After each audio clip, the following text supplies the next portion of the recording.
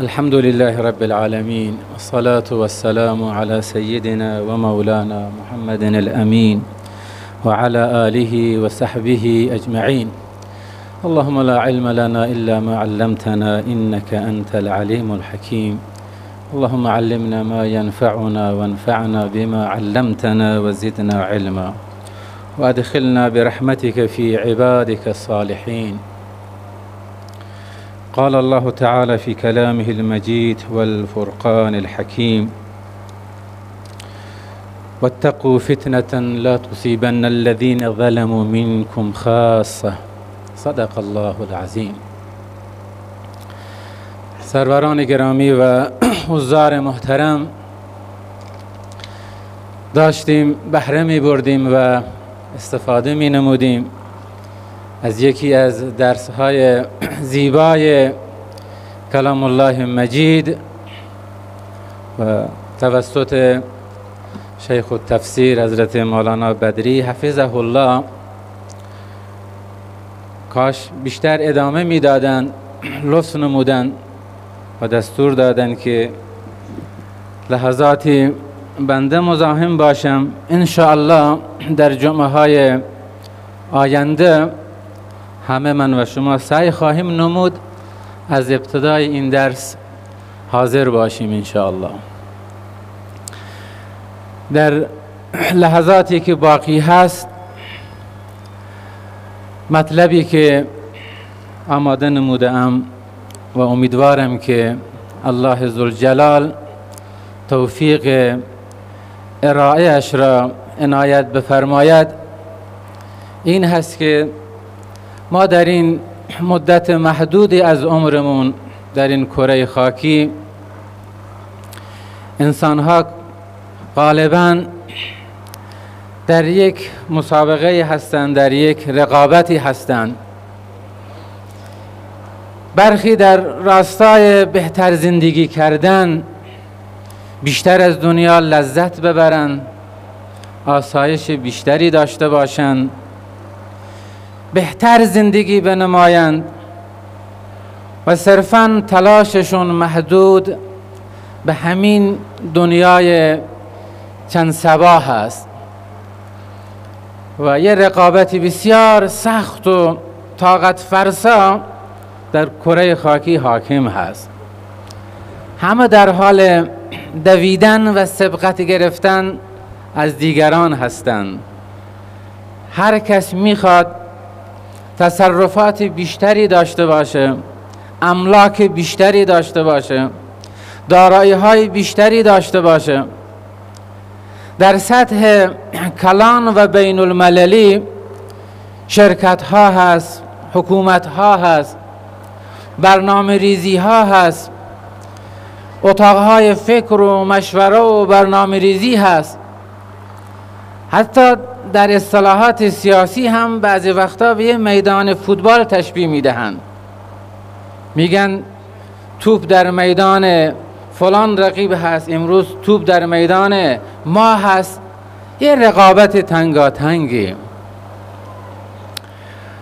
و در کنار اون اهل ایمان، اهل دین، خداشناسان به الله باور دارند، به موت باور دارند که به موت همه باور دارند، ولی این که دوباره حساب و کتابی است، مراحلی است و مرگ پایان زندگی نیست، بلکه ادامه زندگی هست و تازه زندگی ابدی آغاز می شود و اون زندگی قابل مقایسه با این با دنیا نیست از نظر وسعت و طولانی بودن. در این بخش این عده از انسانها، خدا باوران، پیروان انبیا علیهم السلام، پیروان کتابهای آسمانی، اینها تلاششون صرفاً محدود به دنیا نیست. اینها در این بین برای آخرتشون فکرمند هستند.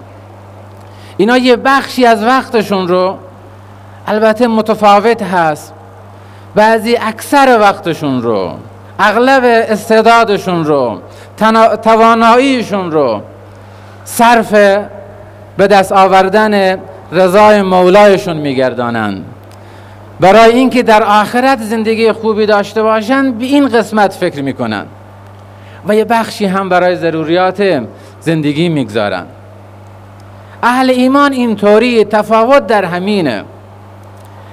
اگر این فکر نباشد، فکر آخرت نباشد، یعنی این که صرفاً فکر ماده هست، فکر دنیا هست، و اون وقت خداشناسی و توحید و معرفت الهی معنایی نداره.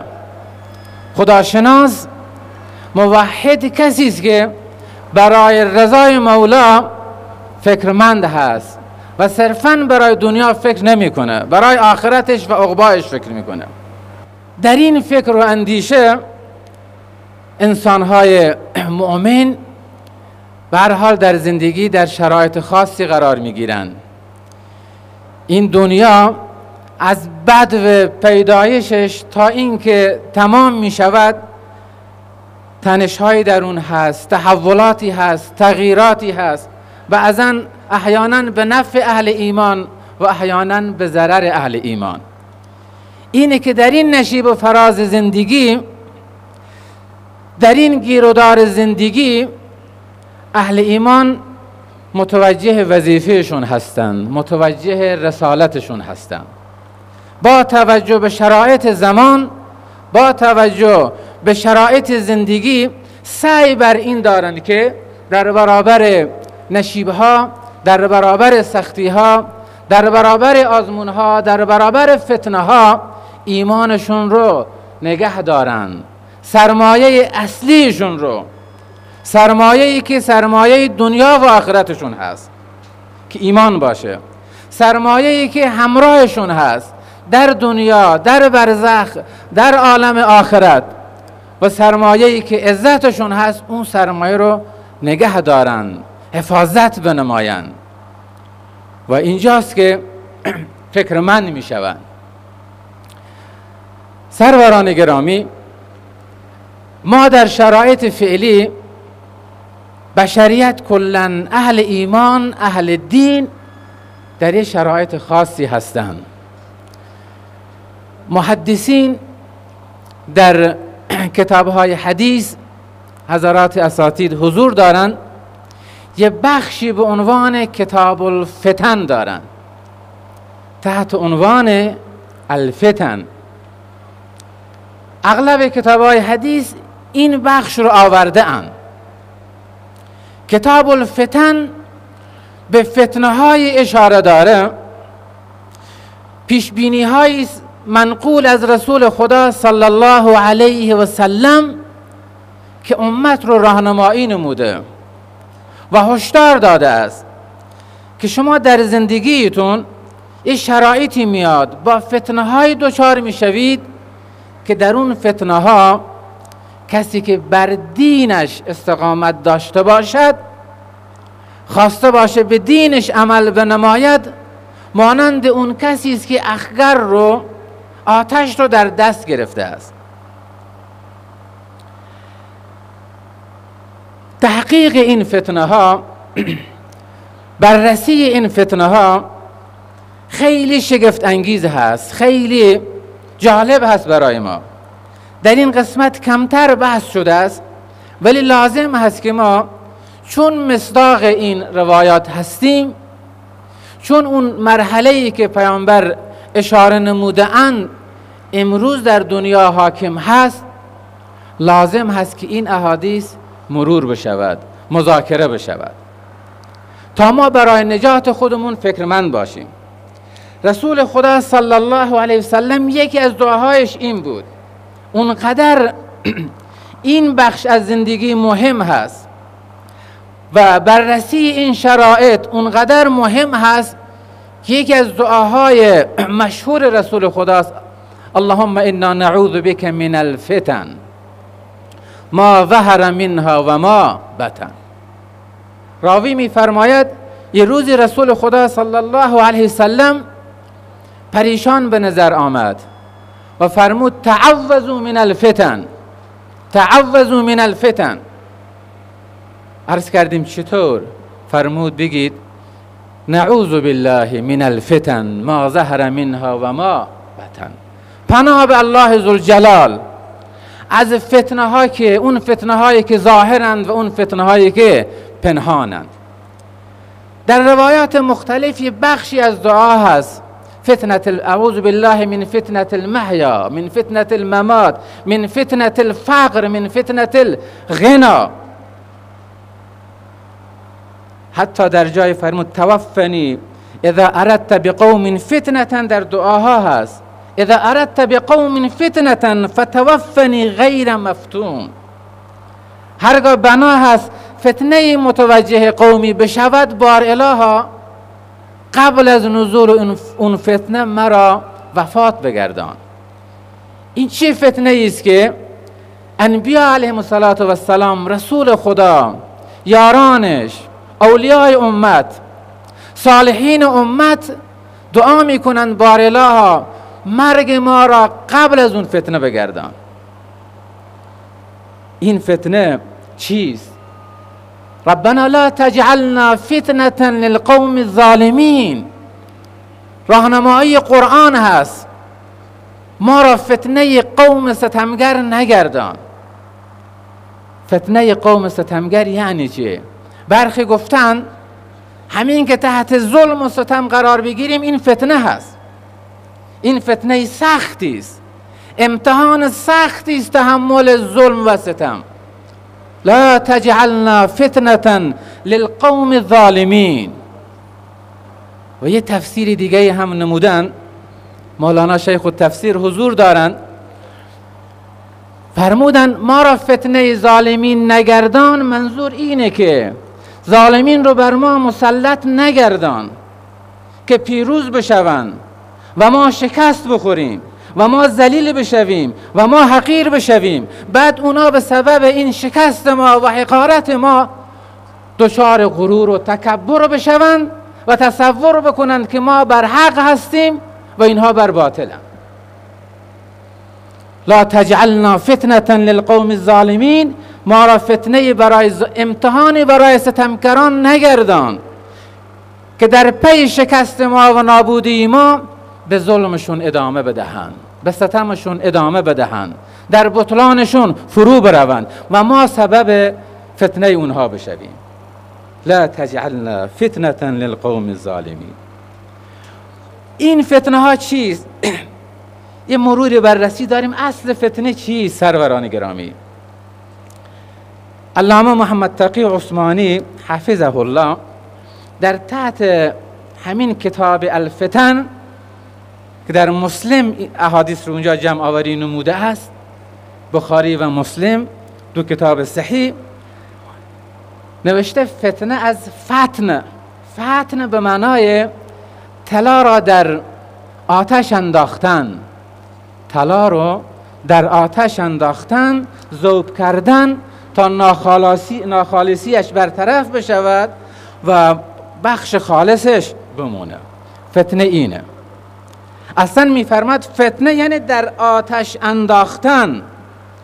از آیه استدلال می نماید یوم هم علی النار یفتنون، یوم هم علی النار یفتنون، روزی که در آتش میفتن. میفرماد فتنه اصلا به معنای عذاب هم هست. الا فی الفتنه سقطوا ای وقعوا تحت العذاب. فتنه به معنای عذاب هست، فتنه به معنای انداختن در آتش هست.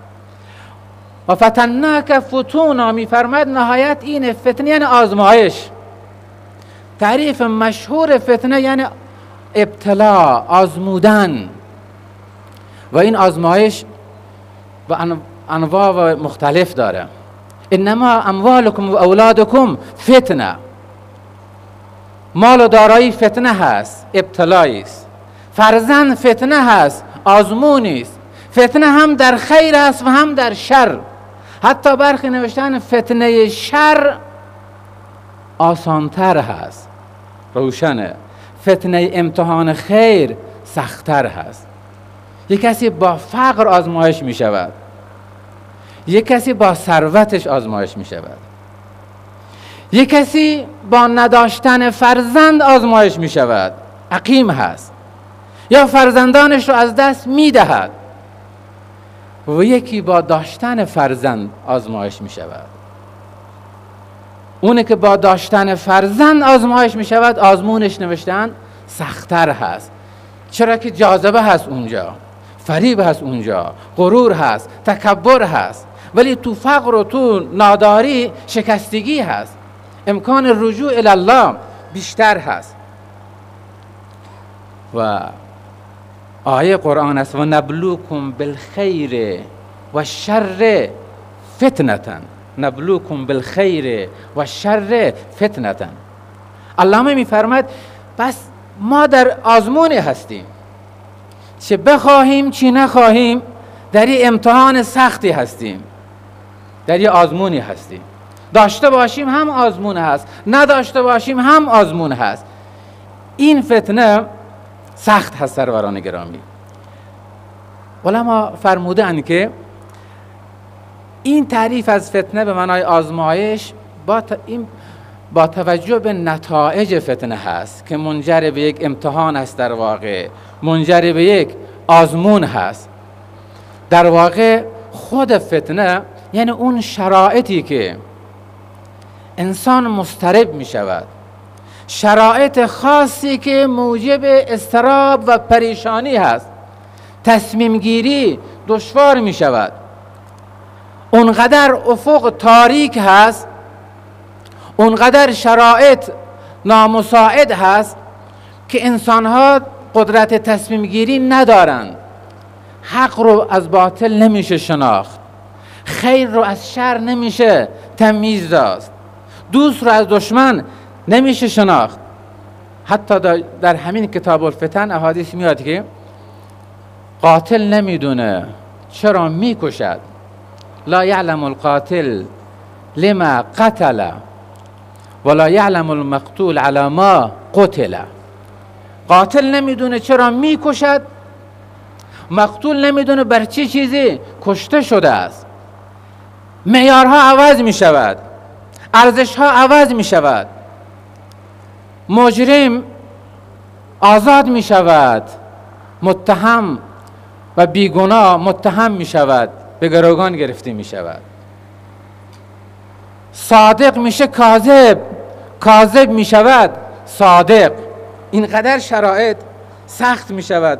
رسول خدا فرمودند که فتن کقطع اللیل المظلم، فتن کقطع اللیل المظلم. بر اساس همین حدیث گفتن فتنه شرایط خاصی است از اضطراب و پریشانی و سردرگمی که رسول خدا تفسیر نمودن، تشبیه نمودن فتنه ها رو مانند شب تار و تاریک، کقطع اللیل المظلم. شب وقتی که تاریک باشه، روشنایی نباشه، انسان مسیرش را تشخیص نمی دهد. چه بسا مسیر درست رو رها می نماید و در مسیر انحرافی قدم می گذارد، و چه بسا پایش تو چاله ای می رود، تو دامی می افتد، تو تله ای می افتد. شب هست. ولی رسول خدا فرمودن این شب تاریک به این معناست، این تاریکی برای اهل ایمان هست. این تاریکی در جامعه چنان خطرناک است که یصبح الرجل مؤمنا و یمسی کافرا، یمسی مؤمنا و یصبح کافرا. شب سرش را با ایمان روی بالشت میگذارد و صبح در حالش سرش را بر میدارد و از خواب بلند می شود که ایمان از سرش پرواز نموده است. در این 5-6 ساعت، در این 7-8 ساعت، در این 1-2 ساعت چه عملی انجام داده است، در چه محفلی شرکت نموده، با چه انسانهای هم نشین شده است، چه سخنی از زبانش در اومده است، چه حرکتی انجام داده، چه تصمیمی گرفته است، چه کاغذی رو امضا نموده است، چه دستوری رو صادر کرده است، چه رأیی رو صادر نموده است که به قیمت از دست دادن ایمانش شده. چه تصویری رو نگاه کرده سروران عزیز، در چه فضای مجازی داخل شده است، چه تماس ناجایزی داشته، چه کلیپ مبتذلی رو نگاه کرده است، چه اختلاطی با نامحرم داشته است که ایمانش را از دست میدهد. البته در پایان این حدیث رسول خدا فرمودند یبیع دینه بعرض من الدنیا، یعنی شرایط بگونه است که انسانها برای به دست آوردن دنیا فتنه ها رو داریم توضیح میدهیم. سخت فتنه سروران گرامی، در فتنه قرار گرفتن، در فتنه دچار شدن و در این آزمایش سخت گرفتار شدن ختم می شود به نابودی ایمان، از دست دادن ایمان. یبیع دینه بعرض من الدنیا. فتنه کارش اینه، ایمان رو میگیرد به خاطر رسیدن به مقامی، به خاطر رسیدن به پستی، به خاطر رسیدن به ثروتی ناچیز. یبیع دینه، دین فروشی می نماید. یعنی چی دین فروشی می نماید؟ بر عقیده اش قدم میگذارد، بر باورهایش قدم میگذارد، بر آنچه که به آن یقین داره قدم میگذارد، زیر پا میگذارد، حق را نادیده میگیرد، باطل را تقویت مینماید، به نفع باطل شهادت میدهد، به نفع باطل امضا مینماید، به نفع باطل رأی میدهد. باطل عیان هست، اما حق رو، دینش را، عقیده اش را، ایده اش را، باورش را، یقینش را، پیام الله رو، پیام رسول الله رو زیر پا میگذارد. یبیع دینه بعرض من الدنیا. عن اسامة رضی الله عنه ان النبي صلى الله عليه وسلم اشرف على اطم من اطام المدینه. یه چند حدیث رو با هم مرور می نماییم در خصوص فتنه ها. امروز فتنه فراگیر سروران گرامی. رسول خدا هم پیش بینی نمودن به فراگیر شدن فتنه ها، به این که فتنه ها خانه ها رو در می نوردد، جایی رو نمیگذاره مگر این که فتنه اونجا میاد. حضرت اسامه می فرماید روزی رسول خدا روی تپه از تپه های مدینه بالا رفتن و فرمودن هل ترون ما ارا، آنچه من میبینم شما میبینید؟ ما عرض کردیم که خیر، ما چیزی رو نمیبینیم. فرمود انی لارى مواقع الفتن، انی لارى مواقع الفتن خلال بیوتکم کمواقع القطر. من دارم میبینم که فتنه ها چگونه سرازیر هست، تشبیه دادن به بارانی. فتنه ها چگونه سرازیر هست، من میبینم این قطرات باران رو در کوچه ها و در خیابان ها و در صحن خانه های شما. خلال بیوتکم، تشبیه عجیبی است. من فتنه ها رو میبینم که سرازیر هست، مانند باران، ابر فراگیر بر سر شما میبارد، فتنه میبارد و این در خونه های شما داره این باران میبارد که مواقع القطر. این اشاره به گسترش فتنه ها هست. امروز فتنه صرفاً برای اهل اسلام در اروپا نیست، در آمریکا نیست، در خیابان صرفاً نیست. فتنه در دانشگاه هست، فتنه در خانه هست، فتنه در اتاق پذیرایی هست، فتنه در اتاق خواب هست، فتنه در اون تالاری است که زن و مرد مختلط میرقصن، یک جا غذا میخورن. فتنه روی اون میزهایی است که غذا سرو میشود و زن و مرد کنار هم نشسته هستند. فتنه در اون نشستهایی است که محرم و نامحرم کنار هم می نشینند. فتنه در اون دست دادنهایی است که زن و مرد نامحرم با هم دست می دهند.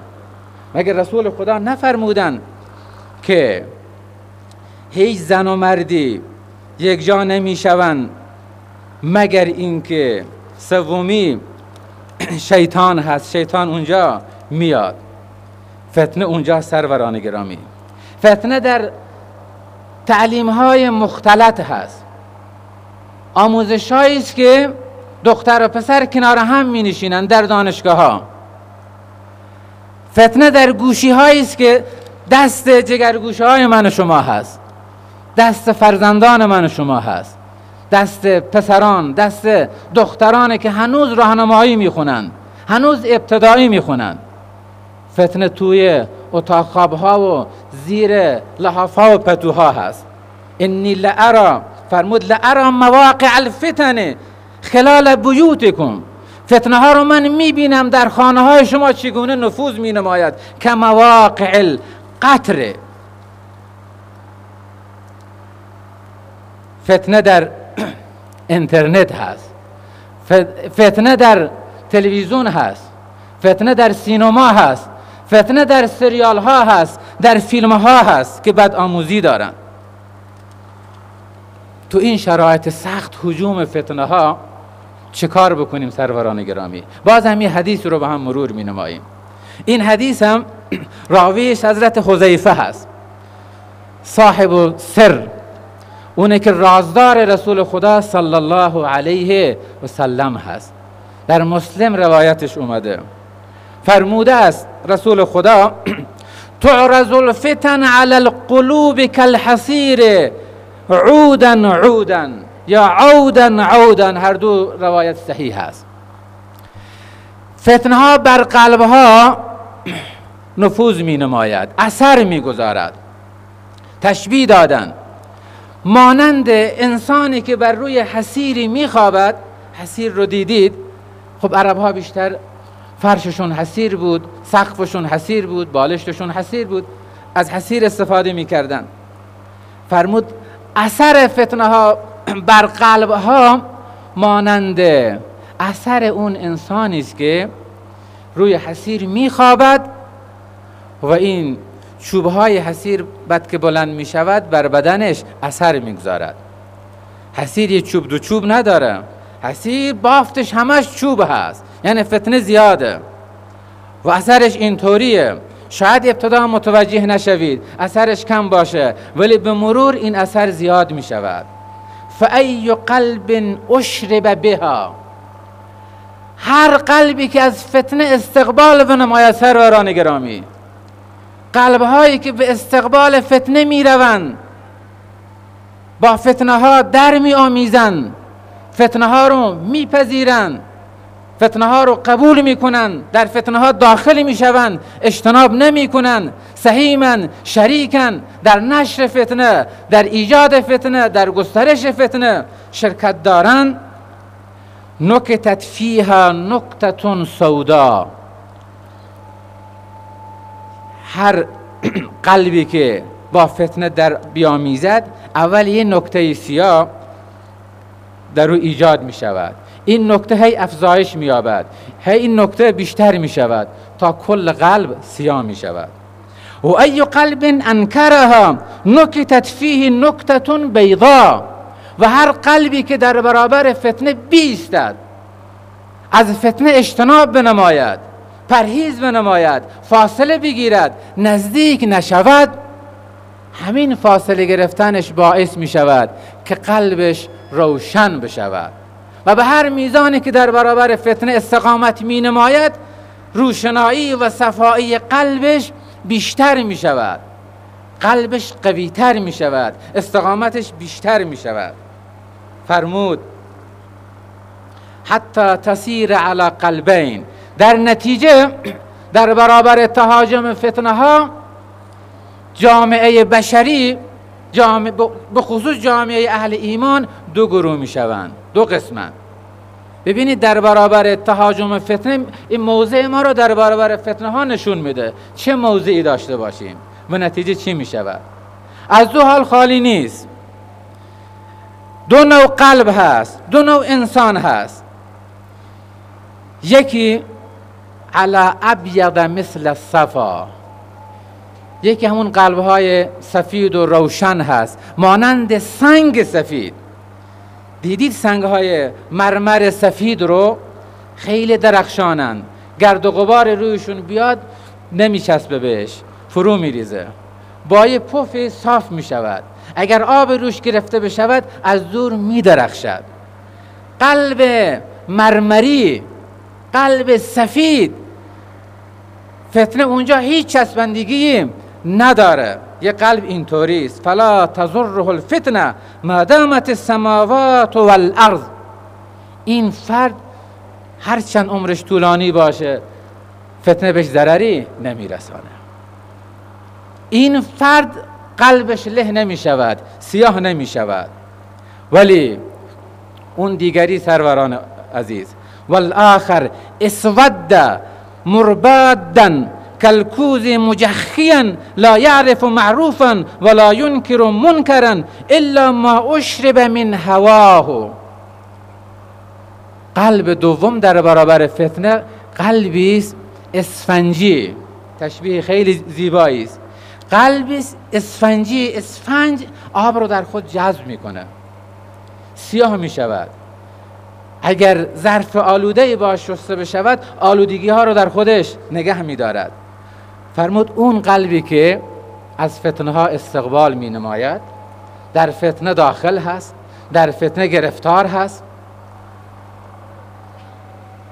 موبایل روش اثر گذاشته، کلیپ های مبتذل روش اثر گذاشته، اجتناب نکرده، احتیاط نکرده، از مواضع تهمت اجتناب ننموده است، اختلاط داشته با نامحرم، از موجبات زنا لا تقربوا الزنا، از موجبات زنا، مقدمات زنا اجتناب ننموده است. این فرد چی می شود؟ اسود مربادن، قلبش سیاه، مرباد خاکستری رنگ، قلب سیاه می شود، خاکستری می شود، رنگش عوض می شود، خاصیتش رو از دست می دهد. کالکوز مجخیا، مانند یک کوزه وارونه و سربسته، چیز داخل خودش نگه هم نمی داره، وارونه هست میریزه و از اون طرف جذب هم می نماید. کوزه است وارونه، نه چیزی در این قلب میمانه جز آلودگی، چیزی دیگری رو نگه نمی دارد، جز سیاهی چیزی دیگری رو نگه نداشته است، اما نتیجهش خطرناک هست. لا یعرف معروفا، این که با فتنه ها در می آمیزد معیارها در زندگیش عوض می شود، مقیاس ها عوض می شود، ارزش ها عوض می شود. لا یعرف معروفا ولا ینکر منکرا، نه معروف رو معروف می داند و نه منکر رو منکر. آیات الهی بر او خوانده می شود، اعراض می نماید. پیام های الهی به او خوانده می شود، پیام های نبوی گوشزدش می شود، اعراض می نماید. معروف رو نمی دانه. به نماز دعوتش می دهید رو بر می تابد، به صوم دعوتش می دهید رو بر می تابد، به اخلاق دعوتش می دهید نمی پذیرد، به شرع دعوتش می دهید نمی پذیرد. نه، شرع رو قبول ندارم. دادگاه هرچی می گوید، دادگاهی که اونجا رشوت داده، دادگاهی که اونجا پول داده، دادگاهی که اونجا وکیل گرفته. وکیل چی کار میکنه؟ وکیل کاسبی میکنه. وکیل جانب حق نیست، وکیل جانب اون کسی است که پول میدهد. شرع چی میگوید؟ نه خیر، شرعی رو نمیشناسد. لا یعرف معروفا ولا ینکر منکرا، منکرات هم براش اهمیتی ندارد. خودش آلوده هست، خانوادهش آلوده هست، فرزندانش آلوده هستند، ولی این آلودگی قلبش را تکان نمیدهد، اثری نمیگذاره.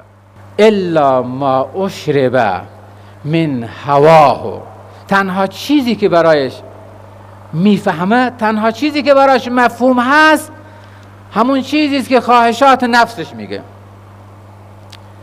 هرچه نفسش میخواهد، خواهشاتش میخواهد، به آن چیزی که تمایل داره، به آن چیزی که گرایش داره میگه همین هست، ارزش همینه، حق همینه، واقعیت همین هست. بله سروران گرامی، این اشاره بود به برخی از فتنه ها که متاسفانه ما خودمون رو اگر خواسته باشیم محاسبه بنماییم، در اوج هجوم فتنه ها هستیم. راهش چیه برای رهایی از فتنه؟ اولین قدم اجتناب از فتنه هست، دور شدن، در خانه نشستن. از خانه بیرون میشویم، در کوچه با فتنه دوچاریم، در خیابان با فتنه دوچاریم، در محفل و مجلس بعضا با فتنه دوچاریم. درود شریف رو اللهم صل علی محمد و علی آل محمد.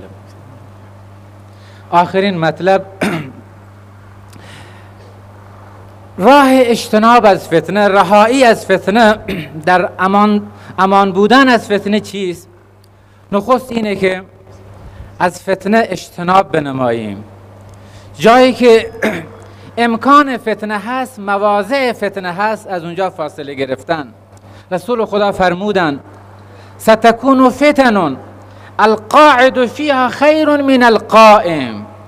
فتنه ها میاد، اونی که نشسته هست وضعش بهتر از اونی که ایستاده هست. نشستن بهتر از اونی که ایستاده هست. القائم فیها خیر من الماشی.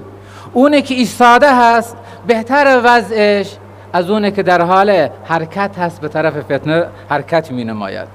والماشی فیها خیر من الساعی. اونی که حرکت می نماید باز هم وضع او بهتر است از اونی که تلاش می نماید در روشن کردن فتنه، در دخالت در فتنه. من تشرف لها تستشرفه. کسی که سرک بکشد به جاهای فتنه، فتنه او را دامنگیر او می شود. من وجد فیها ملجعا فلیعذ به. در زمان فتنه اگر کسی پناهگاه یافت اونجا برود. در روایت فرمود اگر گوسفندی داره بره بیابان همونجا، اگر شتری دارد همونجا برود، از جامعه فتنه زده فاصله بگیرد. بله سروران گرامی، راه دوم پناه به الله ذوالجلال، به الله پناه بردن. یوسف گونه در مقابل فتنه ها به الله پناه بردن. اونجا که زلیخا امرأة العزیز شرایط سختی رو فراهم نمود، و راودته التي هو فی بیتها عن نفسه و غلقت الابواب و قالت هیت لک. تمام شرایط برای یوسف علیه السلام جوان رعنا فراهم بود، ولی فرمود قال معاذ الله، به الله پناه میبرم. درس رهایی از فتنه ماجرای یوسف علیه السلام هست. هر جا هستیم جوان عزیز، برادر عزیز، عرض کردیم فتنه ها دامنگیر هست، در برابر تهاجم فتنه ها هستیم. علاجش پناه به الله ذوالجلال هست. اون دربه های بسته باز شدن، اون زنجیری که امرأة العزیز آماده کرده بود از بین رفت، گسسته شد. یوسف نجات پیدا کرد. راه نجات ما و جامعه ما رجوع به الله ذوالجلال، رجوع به کتاب الهی، رجوع به سنت نبوی و احکام الهی رو در زندگی خود پیاده نمودن. و آخر دعوانا الحمد لله رب العالمین.